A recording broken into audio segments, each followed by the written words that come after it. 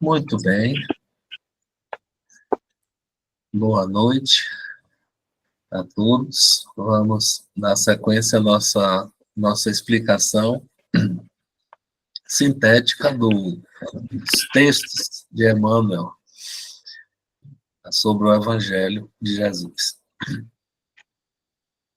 Agora, o tema desta vez é: eu não vim trazer a paz à terra, mas a espada. Então, essa mensagem, que na minha versão está aqui na página 351 do livro, mas o título dela é A Espada Simbólica.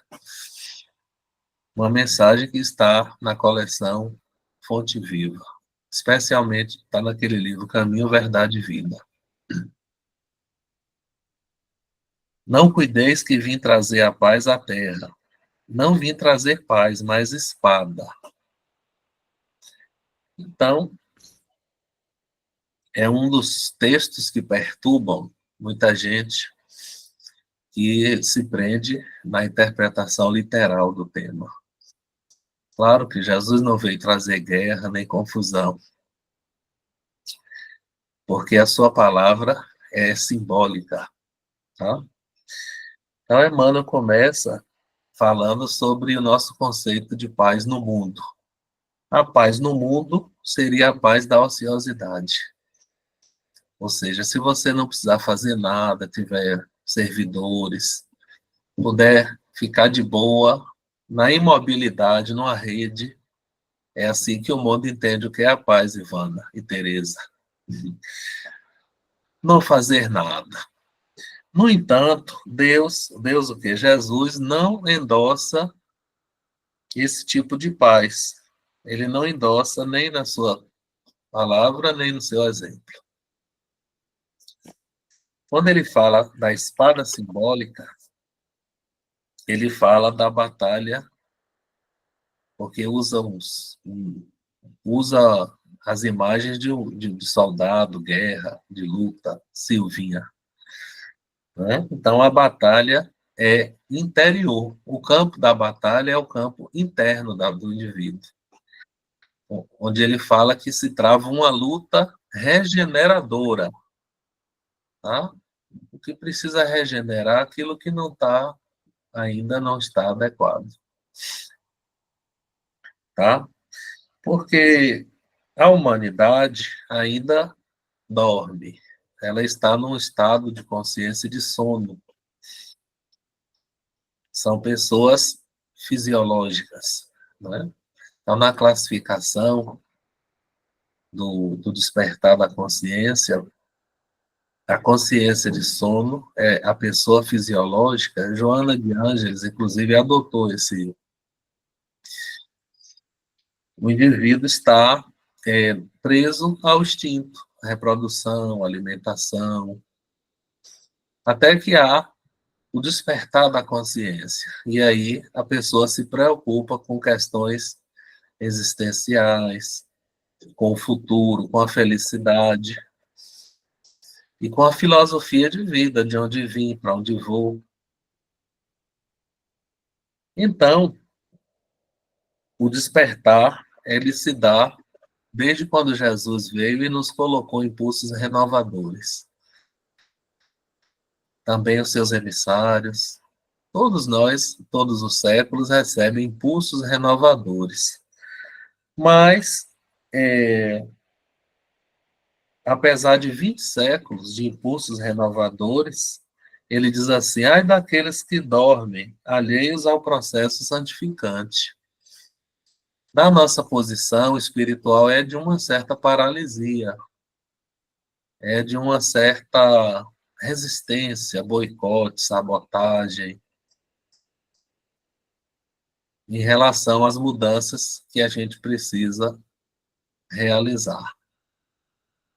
Então, é natural que, como a gente vai ferir a lei do progresso, não crescendo, venha o sofrimento para trazer um impulso assim, que não foi pelo amor, será pela dor.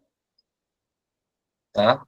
A dor é o último recurso que a vida ou Deus usa para fazer a gente avançar, tá? Não é por castigo, não, é por amor mesmo,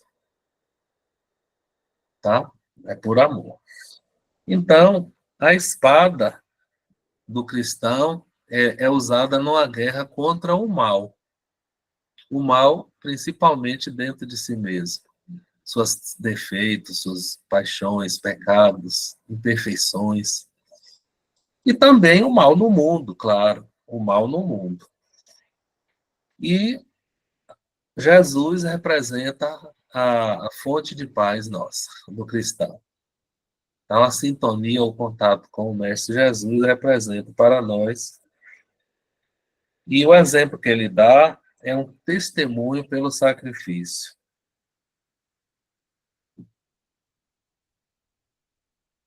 Tá? É um testemunho pelo sacrifício. E conclui que realmente o ociosidade é diferente de paz. Na próxima mensagem, continua a lição da espada. É um símbolo forte, essa mensagem tem um símbolo muito interessante, assim, sobre o comentário não vim trazer a paz, mas a espada. Muitos se prendem à afeição literal, vale-se do conceito do evangelho para trazer perturbações, para impor o seu ponto de vista, o azedume, o mau humor. Mas é necessário fazer as trocas. Aí ele diz assim: trocar o impulso de impor o seu ponto de vista pelo interesse em ajudar a implantar a fé viva nas pessoas. Mais do que querer convencer o outro a modificar o pensamento, a gente pode ajudar a pessoa a fortalecer a fé, que é comum a todas as religiões, inclusive. Também podemos converter, aí vem o grande símbolo dessa mensagem, converter a espada em cruz. Porque Emmanuel fala que quando a espada é fincada na terra, com o bico para baixo, ela forma uma cruz. Tá? Dá para a gente imaginar uma espada enfiada no chão e aí ela forma uma cruz. Eis aí a lição da espada, né? Converter a espada em cruz.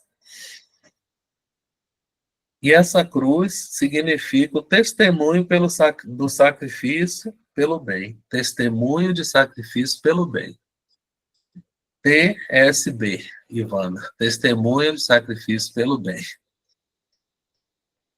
Seguindo o modelo Jesus, que foi quem foi na frente e fez isso.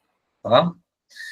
Então, é uma imagem muito interessante, que está aí nessa mensagem do livro Ceifa de Luz, no capítulo 5, e ensarilhar a história, a espada sobre o próprio passado de nossa insensatez, convertendo-a numa cruz redentora e combatendo os inimigos internos.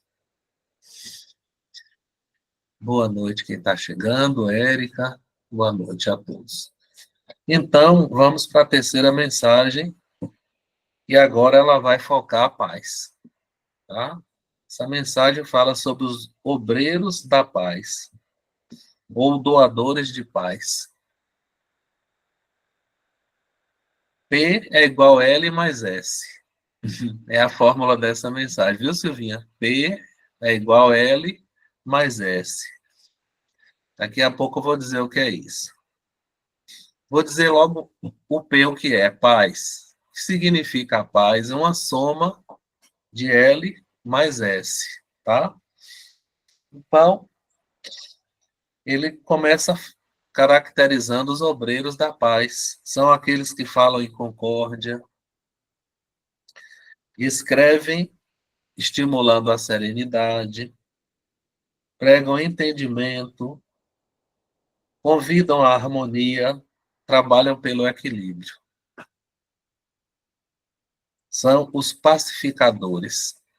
Pacificador é fazedor de paz, né?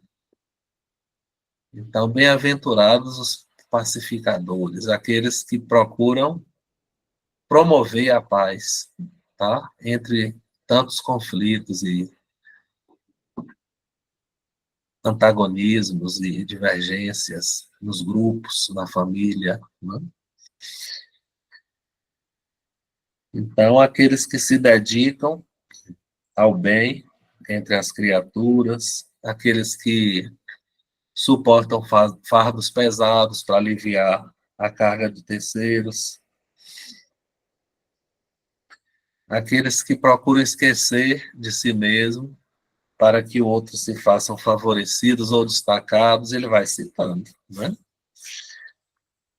E, por fim, ele diz assim, que a paz, né, ela é o resultado da luta interna, dessa batalha interior, mais o serviço ao próximo. Tá? Então, a fórmula é essa, P é igual a L mais S. Paz é igual a luta mais serviço. Tá? Então, a paz, como a felicidade, ela é uma questão interior. Tá? Não é o outro que tira a minha paz, é eu mesmo que tiro. O outro pode até dar o estímulo, mas se eu não estou bem, eu caio no estímulo. Se eu estou firme, eu não vou ser atingido. Então, a paz é igual à luta interna mais o serviço para o bem de terceiros, do próximo. No livro Consolador, existe a pergunta 304 sobre exatamente o que significa o espírito dessa frase. Eu não vim trazer a paz, mas a espada. E Emmanuel, então, responde que é a espada renovadora do Cristo. A espada renovadora com a qual deve o ser lutar consigo mesmo, cortando, a espada corta, né? Assim, cortando os velhos inimigos do coração, capitaneados pela orgulho, vaidade, ignorância e egoísmo, tá? Então, o velho, o velho interior, o velho orgulho, vaidade, egoísmo, ignorância, tá? É a luta contra o velho interior. Vamos aqui para o chat.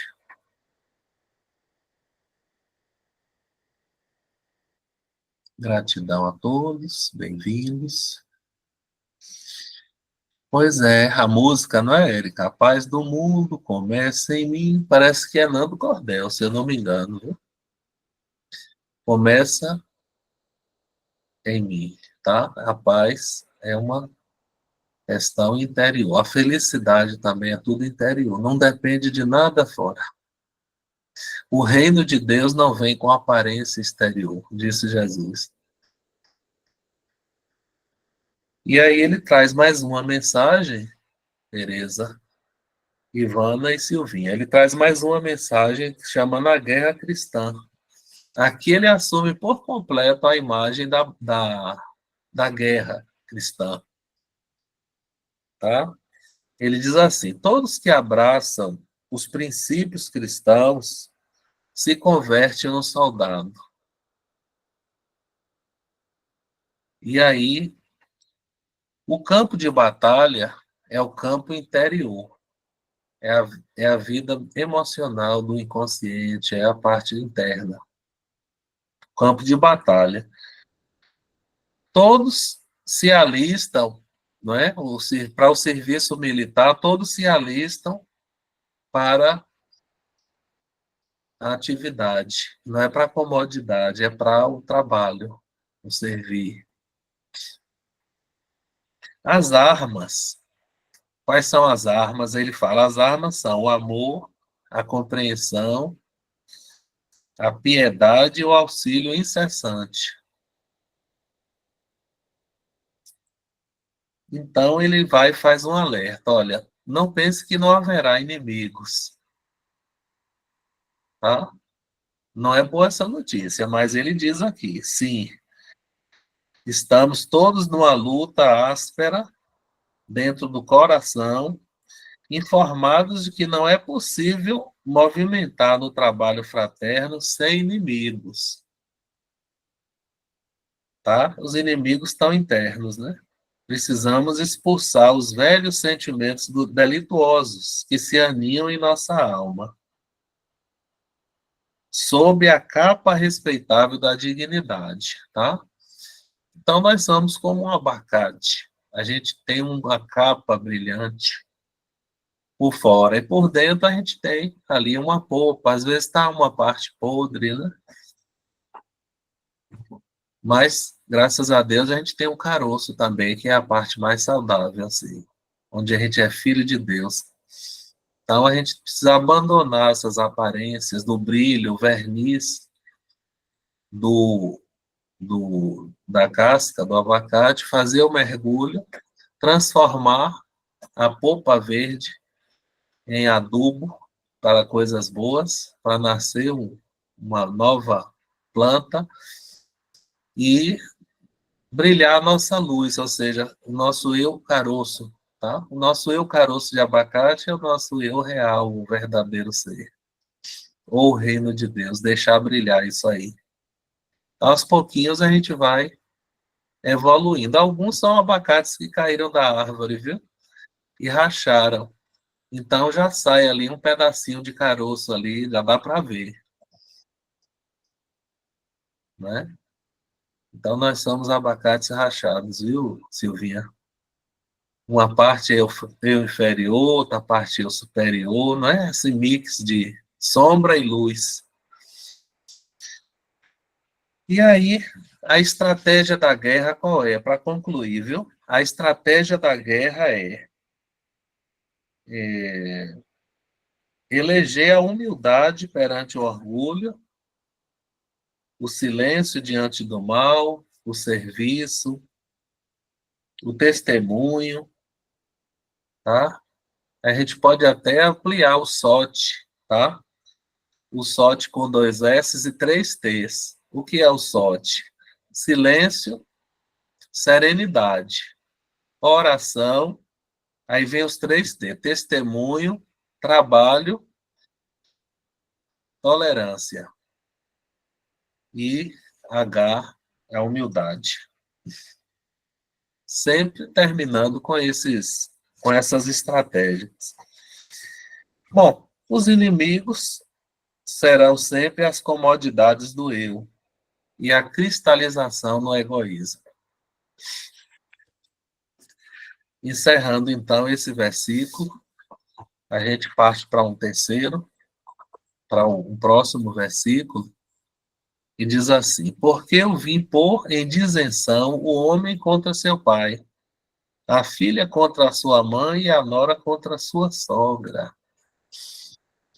Ah, então, a palavra do evangelho que pode confundir Farias. Por isso que o Kardec fez um capítulo, ele chamou Moral Estranha. Tá? Moral estranha só por uma questão de linguagem, o sentido das palavras, odiar pai e mãe, por exemplo, e o sentido que foi, com o tempo, modificando. Né? Hoje, a gente tem o evangelho melhor explicado. Né? O evangelho não tem nada oculto que não vai ser revelado. Tá? Então, a pergunta do Consolador, 305, como compreender essa frase? Então, Emmanuel confirma que é absurdo admitir que Jesus viesse estabelecer a divisão, o racha, né? A disenção entre a família. Apenas ele avisou que as ideias renovadoras gerariam divisão de opiniões, tá? Então, isso é o que ele veio trazer, assim. Então, a ideia renovadora, os impulsos de avanço, novas ideias, encontram resistência naqueles que estão acostumados com o velho modelo. Todo grupo religioso, toda igreja tem essa oposição entre os conservadores e os renovadores. A juventude que quer trazer coisas novas e inovações, e a velhitude que quer manter o velho sistema que já deu certo no passado. Tá? Então, os dois têm o que aprender um com o outro. Tá? Não faça tanta novidade que desvie das bases sólidas, mas também não fica preso no passado, porque existe a lei do progresso. Né? Há um meio termo nisso aí. E, por fim, a frase do versículo 10:34 de Mateus, que diz assim: E qualquer que tiver dado só que seja um copo de água fria a um destes pequenos, em nome de discípulo, em verdade vos digo que de modo algum perderá o seu galardão, a sua recompensa. Tá? Então, Emmanuel aproveita para falar da aguinha, da água fluidificada. E ele diz, na lição do copo de água fria, que não é só a compaixão, a gentileza de um copo de água, alguém que tem sede. Que há ensinamentos mais profundos aí nessa frase de Jesus. Ele está falando da natureza da água. Primeiro, a água é um elemento simples e receptivo. É possível que vibrações de cura, moléculas e fluidos, energias saudáveis sejam impregnadas nessa água. Tá? Então, diante dessa lição, nós vamos estimular aquele que quiser agora, nesse evangelho, coloca um copinho d'água na hora que começar, para a gente beber essa água no final. Você Claro. e se você tiver vibrando por alguma pessoa à distância, peça a pessoa para botar uma aguinha também na cabeceira e até passado o horário das irradiações, ela tome a água, tá? Então, eu vou convidar vocês, a partir de agora, a colocar sempre um copinho d'água e no final de nossa reunião a gente toma água, tá? E aí, Emmanuel fala que as vibrações de prece e de bons sentimentos irradiam do ser energias salutares que podem ser e devem ser impregnadas na água, tá? O espiritismo, a doutrina espírita, tem suas terapias, e a terapia espírita é a prece, o passe, a água fluidificada faz parte, e tem a desobsessão, né, o trabalho de espiritual também. Então, a aguinha é importante. Tem um pesquisador japonês, de nome Sakamoto, que fez pesquisas com a água. Né? Os cristais do congelamento, a forma que a água forma, a forma dos cristais da água diante de estímulos negativos e positivos. Então, palavras de gentileza, de amorosidade, eram desenhos bonitinhos. Palavras de ódio, vingança, palavras negativas, ela formavam desenhos feios. E também ele fez com músicas harmônicas, harmonizava as moléculas, músicas desorganizadas, deixava a água perturbada. É claro que tem críticas da comunidade científica, questiona os métodos, o rigor, que não dá isso como vencido, mas aqui a espiritualidade está afirmando que sim, a água absorve as energias. E aí, a gente deve somar isso aí, tá? Ele diz que a prece e a irradiação, somada com a água, pode produzir milagres, tá? E que a pessoa capta do alto pela pineal, tá? Essa informação está no livro Missionários da Luz, tem um capítulo só para isso, ela pela pineal, que é uma antena que tem cristais com elementos de silício que parecem essas antenas de FM, de rádio, de recepção e emissão, antenas de rádio mesmo. A nossa pineal tem. E a gente capta vibrações do alto e acumula no corpo como uma usina. E essa energia, então, a pessoa pode usar para dar passes, não é? Ela pode usar para o trabalho, para fazer o bem, para tudo na vida. Tá? A glândula pineal foi a grande revelação que André Luiz trouxe, não a glândula em si, mas as funções dela, muito antes da medicina descobrir que tem a melatonina, o hormônio, ele chama glândula da vida mental, da mediunidade, tá? Então, fica agora a nossa lembrança para se transformar em nossa prática aí de colocar a garrafinha d'água e fazer uso dela no final. Por último, gente, para encerrar nosso evangelho curtinho de hoje, tem aqui uma mensagem que é o direito, tá? Eu coloquei assim, o direito que é privilégio, tá? Os direitos e o direito, né? Quais são os direitos? Ele fala assim, o dever cumprido, direito adquirido. Na espiritualidade, há uma lei de justiça, assim, muito respeitosa, assim. Tudo é mérito, sabe?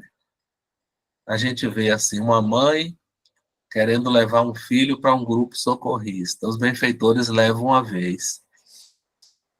Aí fracassa, ele não aceita os conselhos e volta para o umbral. Aí a mãe quer levar de novo. Aí o mentor fala, agora não tem mais mérito para pedir isso, não. Ela trabalha 10 anos junto com o grupo, ajudando terceiros, e faz um novo pedido. Aí o Alexandre fala, agora pode, o mentor. E aí é a segunda vez o filho é levado e dessa vez dá certo, né? Então, na espiritualidade, há sim essa história do mérito de quem pede. Tá? E essa mensagem toca nisso. Diz assim, ó, que para pedir é preciso ter mérito, né? Nós temos o direito de pedir, mas devemos ter um certo discernimento em relação ao pedido que a gente faz. Temos o direito de advertir, mas a nossa advertência deve ser com amorosidade. Não é como é que um pai ou uma mãe adverte um filho, com amorosidade. Energia, força, mais amorosidade junto. Temos o direito de analisar as ideias, mas a gente deve analisar com compreensão. Temos o direito de expor a verdade que a gente acredita que a gente alcançou, mas a verdade deve ser conjugada com a bondade. Temos o direito de reclamar de coisas erradas na empresa, mas a nossa reclamação deve ser sem ferir as pessoas. E, por fim, ele diz assim: em toda parte desfrutamos de vários direitos, mas tem um direito que o exercício jamais lesaremos a quem quer que seja, que é o direito que nomeamos como sendo para nós o privilégio de servir. Tá? Por isso que o direito, que é privilégio, é esse aí, o servir. Servir é um privilégio que é um direito de todos. Então, meus amigos, eu acho que tem aqui uma coisinha escrita. Há uma questão muito relevante, Farias, nas diversas traduções das Escrituras Sagradas. E o Severino Celestino é um estudioso profundo, conhecedor das letras e dos idiomas, e vem trazendo livros, né? Análise das traduções bíblicas, e ele tem feito palestras. Muito boa sugestão.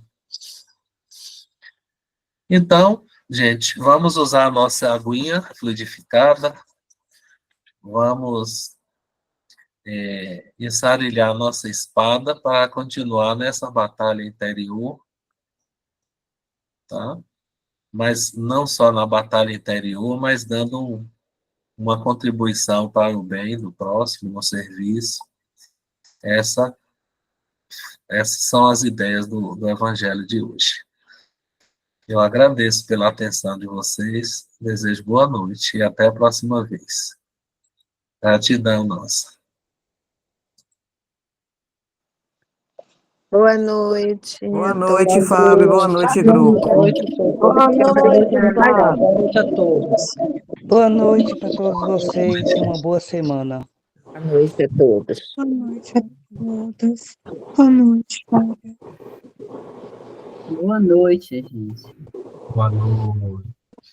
Uma boa semana para vocês.